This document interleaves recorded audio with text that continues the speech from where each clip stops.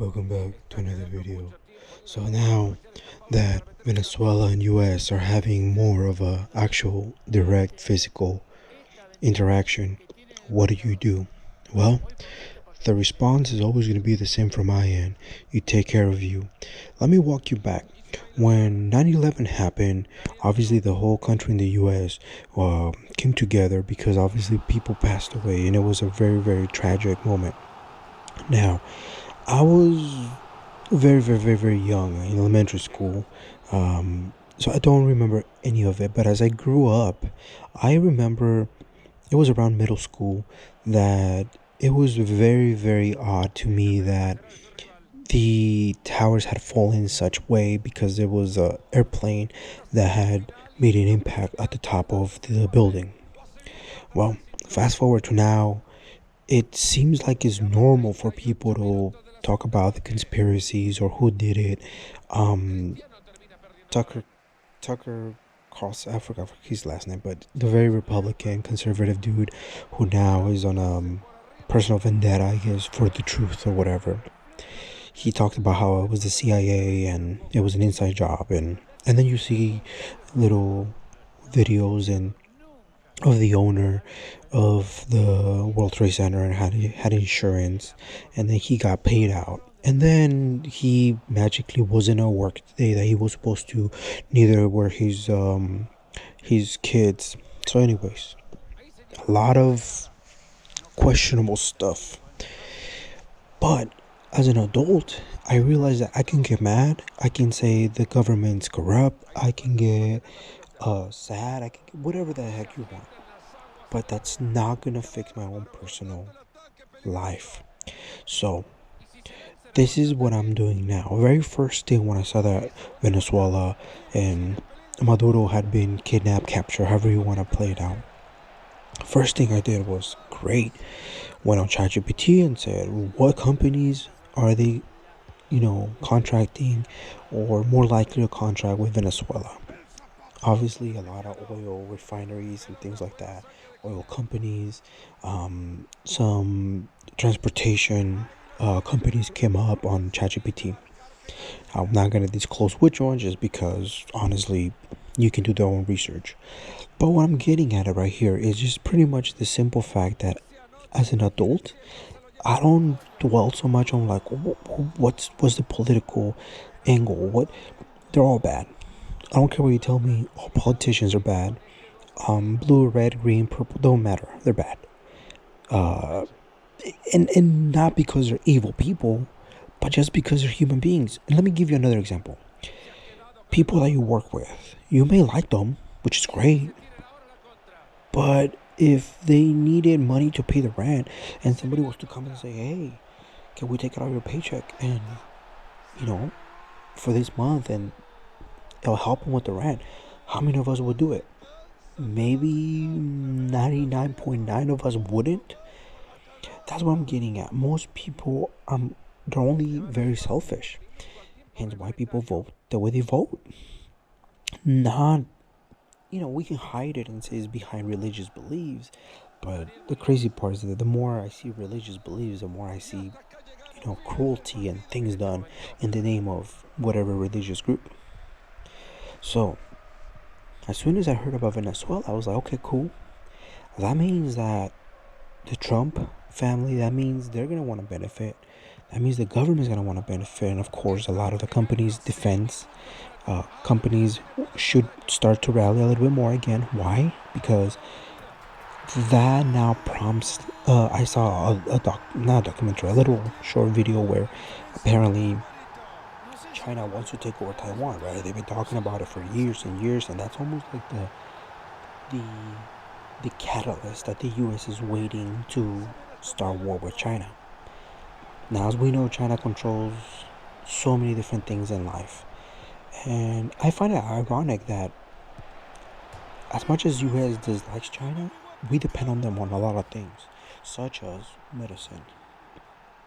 You would think that if you're gonna distrust the government or communist government or dictatorship, whatever you want to call it, of such country, you shouldn't be relying so much on them. Toys, clothes, whatever. Even then, I'm sure there's different you know, cam ways of hurting other people's society. Again, not trying to get really conspiracy theories here, but you know what I'm getting at, right? The idea is that there's so much that we in the U.S. benefit or depend on from China. Yet we're mouthing them. They say that we say they're the worst. They say we're the worst. Blah blah. So now, why did I use 9/11?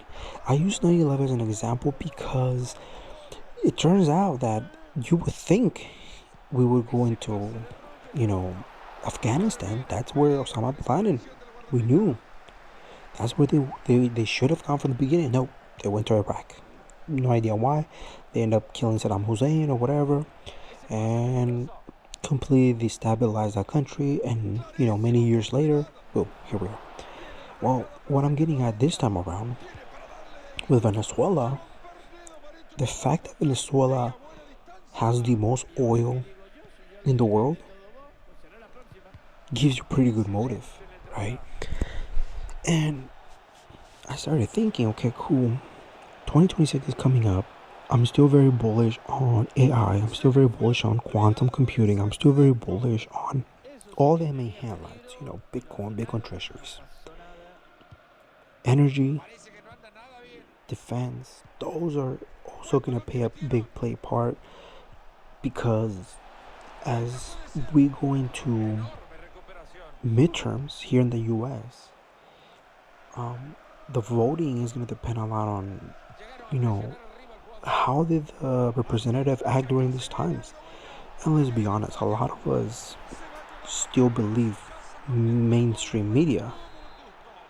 It's not your fault. It's not my fault. It's just that's what we have grown up with. It takes a very special person to look outside the box and say, well, what's happening? How is it going to affect me? Not just in my day-to-day, but in the future. Well, obviously, we've encountered different things since 9/11. The way we board a plane, the way we treat other people from different ethnicities. I look back at some of the stocks that have rallied since 2011. A lot of them were defense, weapons, military contracts, companies. So that's kind of what I gather from the moment that I saw that headline.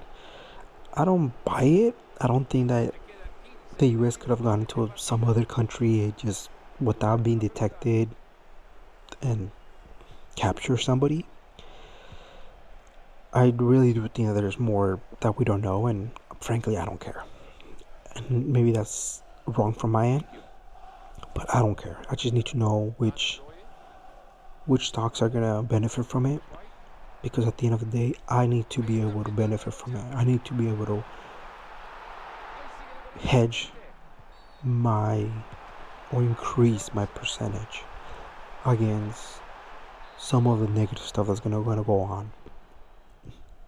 Is the stock market gonna open in an all-time low on Monday? Is it gonna open an all-time high? We don't know. But at the end of the day, the days are gonna pass. The years are gonna pass. Today is Venezuela. Tomorrow will be Iran. The following day will be China. The triple day, whoever. You get the point. The point is that there's major big players in this life who are making it interesting. They're making it difficult, right? There's a whole theory: the black ant and the red ant. Put them in a jar. They coexist. They don't mess with nobody. But as soon as somebody shakes the jar, they start attacking each other. Sounds very, very similar to human beings. So now, how do we move forward? The way I move forward is very simple. Jump on chat, jump on Reddit. Don't want to be like the dude that holds 300 cans of waters and 300 cans of food because doomsday's coming, but you want to be a little bit prepared, right? You want to be able to sustain yourself. You want to be able to look at the entire spectrum and say, How, who, where? Who's going to benefit from this intermingle that's going on with Venezuela? What other countries are going to benefit? Things of that nature. Because like I said, as much as we want to have the moral police in our back of our heads, we're not making those decisions. We can go and protest about it. More power to ya. But I have a feeling that inflation ain't gonna stop. The financial world ain't gonna stop. And as much as we say, hey, there's more to money, there is. But without money, there's a little bit you can do. And that's the reality. Gotta keep it smart. Don't get in your emotions. Look at it from the broad sense. How can I position myself? Because tomorrow there'll be another black swan. Those that saw Nvidia after the 2020 crash and thought, hey, people are staying home, they're gonna need chips, they're gonna need computers, they benefited. Now it's time for us to benefit in 2026.